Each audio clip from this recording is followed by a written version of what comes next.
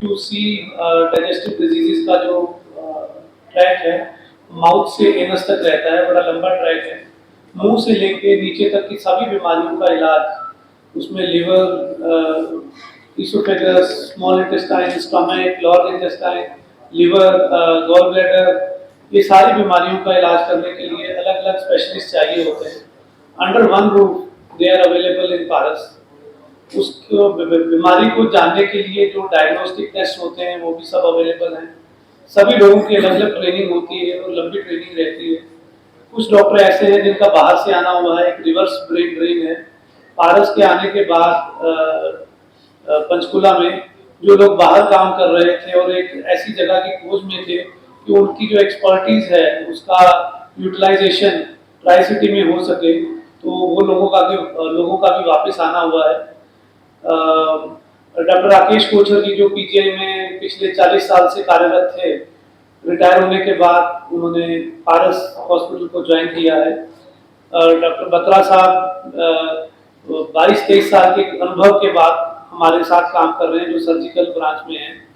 Then doctor Amit Bansal ji जो यहाँ आने से पहले अपोलो बेंगलोर में थे, जो मैं रिवर्स ब्रेन ड्रेन की बात कर रहा हूँ, उन्होंने भी यहाँ ज्वाइन किया। डॉक्टर सौरभ मिश्रा जी जो हिपेटोलॉजिस्ट हैं और वो भी पीजीआई से ट्रेंड है, मेदांता में काम कर रहे थे गुड़गांव में, उन्होंने पारस ज्वाइन किया है। मेरे बाई तरफ डॉक्टर करण मिड्डा जी हैं जो जीआई सर्जन है, जो एक सुपर स्पेशलाइजेशन है, जनरल सर्जरी के बाद की जाती है। उन्होंने जिपमर पौंडीचेरी से अपनी सुपर स्पेशलाइजेशन करी है, जो एक बहुत ही उम्दा इंस्टीट्यूट है, उन्होंने यहाँ ज्वाइन किया है।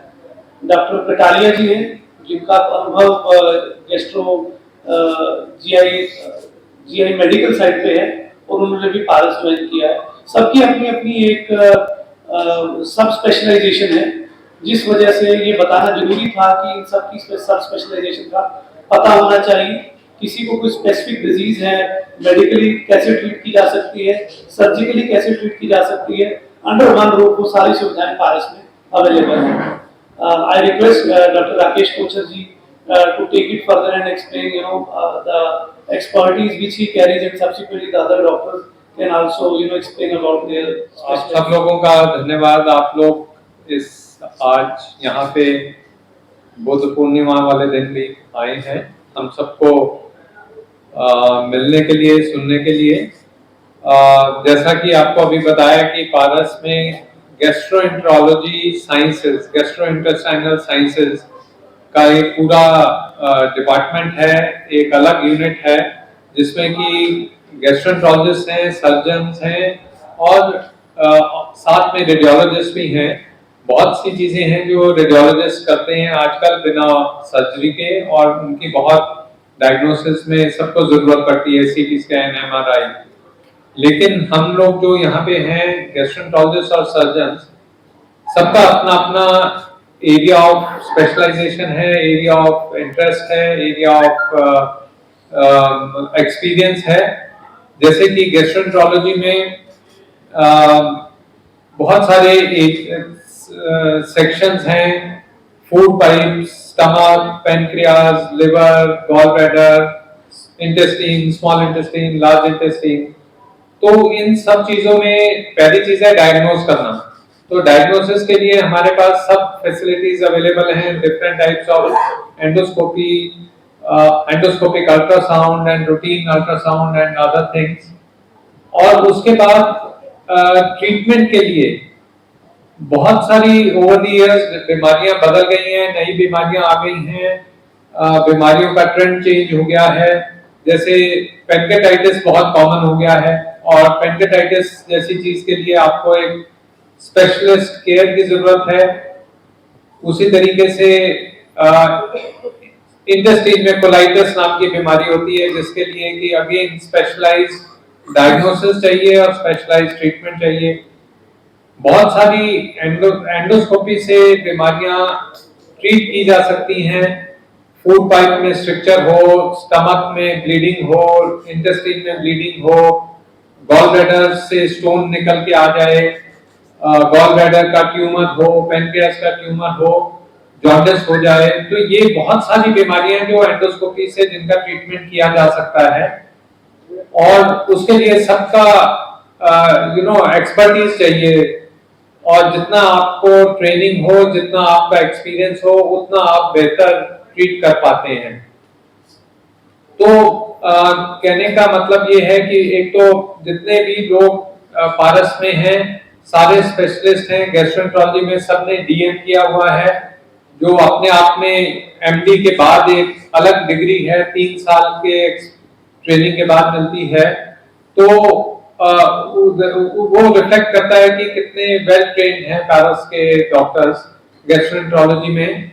और अभी आपको डॉक्टर सौरभ बताएंगे कि पारस ही एक ऐसा प्राइवेट इंस्टीट्यूट है, हॉस्पिटल है चंडीगढ़ में, जहाँ पे सेपरेट लिवर सेक्शन है, लिवर ट्रेनिंग वाले डीएम हेपेटोलॉजी वाले डॉक्टर्स भी हैं। तो in nutshell diagnostic services or therapeutic services, depending upon the experience of the doctors, the equipment, the infrastructure, वो सब चीजें अवेलेबल हैं। और टू टॉप इट ऑल, जो गैस्ट्रोएंटरोलॉजी से रिलेटेड, पैनक्रियास से रिलेटेड सर्जिकल फील्ड है, उसके लिए भी पारस में सब तरह के फैसिलिटीज और इंफ्रास्ट्रक्चर अवेलेबल है। तो it should become a one stop shop for treatment of all kinds of GI diseases in this area। and जैसा कि पिछले कुछ post COVID the number of patients has been increasing and it is catching up with the patients। awareness has come up कि there is a super specialty hospital available in the Tri-City। मैं doctor R K बता रहा हूँ, मेरी speciality general surgery है। तो आज से 20 साल पहले, 22 साल पहले हमने किया था मेडिकल कॉलेज 32 से करियर स्टार्ट किया चंडीगढ़ में, सीनियर रेजिडेंसी। फिर काइजर हॉस्पिटल होता था, एल्केमिस्ट, मैं पास में ज्वाइन किया मैंने 2 साल पहले। तो जनरल सर्जरी मदर ब्रांच रही है सारी स्पेशलिटीज की, गैस्ट्रोएंटरोलॉजी पार्ट ऑफ उसका रहता था, अब उसमें एडवांस स्पेशलाइजेशन भी शुरू हो गया। बाकी जनरल सर्जरी में और जो सारे काम होते हैं, जिस तरह का पेशेंट हमें मिलता है, जो जिसको एक्सपर्टाइज चाहिए होता है, हम उसको आगे कलीग्स को शेयर कर देते हैं या पेशेंट को शिफ्ट कर देते हैं उनके अंदर, या उनसे सलाह कर देते हैं। तो एक एक्सीलेंस सेंटर पे ये फायदा होता है कि सारी स्पेशलिटीज अवेलेबल होती हैं। जो कोई एक्सट्रीम केसेस आते हैं जो गैस्ट्रो के ही डिपार्टमेंट में जाना चाहिए, तो उनको गैस्ट्रो वाले एमसीएच डॉक्टर्स देख लेते हैं। किसी को हमें लेप्रोस्कोपी से ट्रीट करना है तो लेप्रोस्कोपी स्पेशलिस्ट जो है वो डॉक्टर साथ में देख लेते हैं। या हमने कोई उनको डायबिटिक फुट है, गैस्ट्रोएंटरोलॉजी के अलावा भी कई बीमारियां साथ साथ चल रही होती है, मरीज एक बीमारी से कई बार नहीं आता, कई सारी बीमारियां उसके साथ होती है। तो जनरल सर्जरी एक बैकअप ब्रांच भी है और बेसिक ब्रांच भी है सबके साथ। में सर्जरी में है और डायबिटिक फुट में है, और जो पाइल्स वगैरह के लिए है उसके लिए स्पेशल टेक्निक हमने एक की हुई है, उसमें काफी अच्छे रिजल्ट्स निकलते हैं। क्रायोप्लाइकेशन, हिमेरेक्टोमी कॉस्ट इफेक्टिव भी है, कोई simple surgery and less of complications. तो इस तरह से बहुत सारे गैस्ट्रोएंटरोलॉजी और जनरल सर्जरी का ओवरलैप है हमारे डिपार्टमेंट। डॉक्टर अमित आए हैं अभी। नमस्कार, मेरा नाम अमित बंसल है। जैसे कि डॉक्टर जितेंद्र ने बताया कि मैं पिछले 6 साल अपोलो हॉस्पिटल बैंगलोर में लगा के आया हूँ। अभी 1 महीना पहले ही मेरी वापसी हुई है। मेरा पर्सनल मेरी एजुकेशन इधर से ही है, बत्ती सेक्टर से मैंने एमबीबीएस की है, एमएस मैंने जीएमसी पटियाला से की है। मैं सिर्फ 2 बातें बोलना चाहूँगा कि जो हम गैस्ट्रोइंटेस्टाइनल सर्जरी कर रहे हैं उसमें मेन जो ये आ रहा है आगे, दैट इज मिनिमल इन्वेजिव। मतलब जितना छोटा होल से हम उसको सर्जरी करेंगे उतनी रिकवरी फास्टर होगी। जैसे कि डॉक्टर बत्रा ने भी बताया कि लैप्रोस्कोपी फिर रोबोटिक, उसमें हमारी रिकवरी पेशेंट के आउटकम्स आगे से बेटर होते जा रहे हैं। तो वही हमारा एम है कि कुछ भी सर्जरी हम मिनिमल इन्वेजिव तरीके से करें। और दूसरी बात मैं ये बोलना चाहूँगा कि जो हमारा गैस्ट्रोइंटेस्टाइनल ऑर्गन्स हैं उसको जो जोड़ के रखते हैं, उसकी दीवार, पेट की दीवार, अब्डोमिनल वॉल, तो उसमें जो हर्नियास हैं उसमें आजकल के दौर में बहुत एडवांसमेंट आ चुकी है। जो आज से 10 साल पहले हर्निया की सर्जरी होती थी और जो आज के दौर में हर्निया की सर्जरी है उसमें बहुत अंतर है। आज जो हर्निया की सर्जरी है वो छोटे से होल से हम बहुत कॉम्प्लिकेटेड हर्निया कर सकते हैं और ये भी एक गैस्ट्रोइंटेस्टाइनल डिसऑर्डर्स का ही पार्ट है, क्योंकि अगर हर्निया में इंटेस्टाइन आके फंस जाती है, तो जैसे कि बोलते हैं कि मुंह से लेके एनल कैनाल तक आपका जीआई ट्रैक्ट कॉन्टिन्यूस होना चाहिए। अगर कहीं पे भी वो कहीं फंस जाता है हर्निया में आके तो उसको ऑब्स्ट्रक्शन हम बोलते हैं अपनी मेडिकल भाषा में। तो उसके लिए ये मेरा दूसरा पॉइंट है कि वो एडवांसमेंट भी हम इधर पारस में आपके लिए लेके आए हैं। तो मैं अपना माइक सौरभ जी को पास करना चाहूँगा। Good afternoon. I am Dr. Saurabh Mishra. As far as studies are concerned, I did my MD medicine from Maulana Azad Medical College, Delhi, and then I finished my DM in hepatology and liver transplantation from PGI Chandigarh. After that, I went on to do a fellowship in liver transplantation from Vedanta, Gurgaon, where I worked for 1.5 years. My specialization lies in hepatobiliary sciences, specifically liver, gallbladder and pancreatic diseases, along with endoscopies.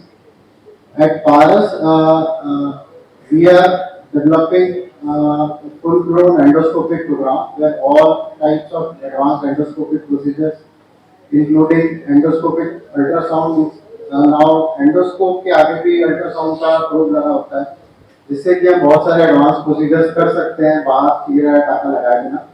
So we have developed that program. Second thing is for sick patients of liver and GI diseases, we are developing a dedicated gastro and liver ICU at the Paras Hospital. My specialization lies in advanced liver disease, cirrhosis, acute and chronic liver failure, and also nowadays there is new therapy for liver cancer, immunotherapy. So that also we are providing at Paras Hospital along with loco-regional therapies, जैसे tumour जलाने के जो procedures होते हैं, trans arterial chemo embolisation, ये सब भी अभी with the development of this strong team we will be able to do all this procedures. Good afternoon, मैं doctor Karan Meda, MS MCh GI surgeon. जहाँ तक मेरी एजुकेशन का सवाल है, मैंने MS Maulana Azad medical college Delhi से किया और एमसीएच इन सर्जिकल गैस्ट्रो मैंने जिपमर पौंडीचेरी से किया, जो इंस्टीट्यूट ऑफ नेशनल इंपॉर्टेंस है. तो जीआई साइंसेज में जीआई सर्जरी की जरूरत इसलिए पड़ी क्योंकि जब आप जीआई सिस्टम को एज ए सिस्टम लेते हो तो सर्जिकल रिजल्ट्स हमेशा बेटर होते हैं. तो हमेशा से हमें जीआई सर्जरी में जिस चीज पे फोकस करना सिखाया है वो सिस्टम के साथ साथ सर्जरी को करना, उस सिस्टम को भी समझना कि वो सिस्टम का कैसे बिहेवियर रहता है. जैसे गैस्ट्रोइंटेस्टाइनल सिस्टम में दो चीजें इंपॉर्टेंट है, इंटेस्टाइनल सिस्टम है जिसे हम हार्ट का ऑपरेशंस कहते हैं, दूसरा है हेपेटोबिलियरी, लिवर, पैनक्रियाज और पाइल से रिलेटेड ऑपरेशंस करना. तो जिस तरह की हमारी ट्रेनिंग हुई है जिपमर में, उसमें हमने लिवर ट्रांसप्लांट के केसेस भी कैटेगरी किए हैं जिनके रिजल्ट्स बहुत अच्छे रहे हैं. जीआई सर्जरी को एज ए सिस्टम लेके चलेंगे तो अपने आप में ये एक डीप ब्रांच है जिसके अंदर हमें जीआई से रिलेटेड सारे कैंसर, जिसमें कि लिवर का कैंसर हुआ, पैनक्रियाज का कैंसर हुआ, पाइल का कैंसर हुआ, स्टमक का कैंसर हुआ, इंटेस्टाइन का कोई भी कैंसर हुआ, from mouth to anal canal कोई भी कैंसर हुआ, उन सबका इलाज करना जो कि रेडिकल वे में पूरा होना चाहिए कैंसर से related. Good afternoon, everyone. My name is Dr. Monish Petalia. I am a gastroenterologist. I have done my MD medicine and followed by that I did my DM gastroenterology in medical gastroenterology. जो मेरी specialisation basically है कि intestine और pancreas के लिए deal करते हैं और एंडोस्कोपी, डायग्नोस्टिक एंडोस्कोपी और therapeutic endoscopy I usually deal with. Overall मैं ये बताना चाहता हूँ कि there is a drastic change in the approach towards patient in the last few year. जो चेंजेस आए हैं हमारे पास, जब भी कोई पेशेंट आता है तो जो पुराने टाइम पे होता था कि जो ओपन सर्जरीज होती थी, तो आज की डेट में जो as far as gastroenterology is concerned या ओवरऑल आप माने तो हम ओपन सर्जरी से लेप्रोस्कोपिक सर्जरी की तरफ बढ़ रहे हैं, लेप्रोस्कोपिक सर्जरी की तरफ हम नॉन इन्वेसिव या सेमी इन्वेसिव मेथड की तरफ चल रहे हैं। जैसे मैंने एंडोस्कोपी के बारे में बताया, आजकल बहुत सारी ऐसी चीजें हैं जो कि एंडोस्कोपी के जरिए हम जल्दी डिटेक्ट कर सकते हैं और जल्दी ट्रीट कर सकते हैं। जैसे कि कैंसर अगर हम लेते हैं, अगर कोई भी पेशेंट हमारे पास टाइम पे पहुंचता है कि इनिशियल सिम्टम्स के साथ आया, हमने डायग्नोस्टिक किया एंडोस्कोपी के जरिए, तो हम उसको एंडोस्कोपिकली ही रिमूव कर सकते हैं। अगर एंडोस्कोपी नहीं होता तो हमारे पास there is a full range of team with us कि अगर एंडोस्कोपी से जरिए नहीं हो सकता तो लेप्रोस्कोपी के जरिए हो जाएगा, और उसमें रेडियोलॉजिकल इंटरवेंशंस भी इंक्लूडेड हैं।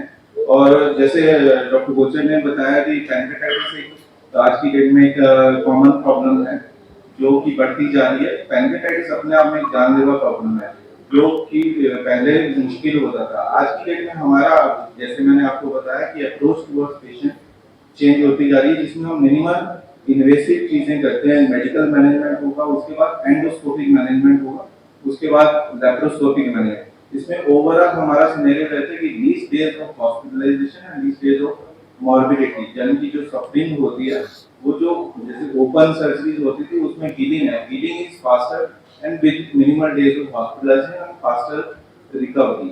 सो endoscopic methods are developing in each and every field, and overall as a part of the gastro sciences group we have all branches with us so that we can treat as a team.